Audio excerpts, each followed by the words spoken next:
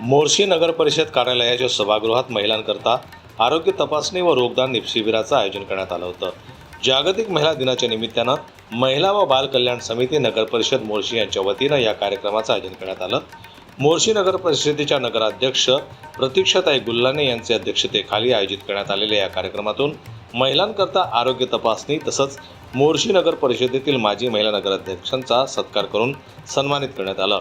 या कार्यक्रमाला उद्घाटक म्हणून स्त्रीरोग तज्ज्ञ डॉक्टर ऋतुजा सागर श्रीराव उपस्थित होत्या, तर प्रमुख मार्गदर्शक म्हणून डॉक्टर अश्विनी कुणाल बिजवे, डॉक्टर पूजा मेंढे, नेहाताई योगेश पोके उपस्थित होत्या।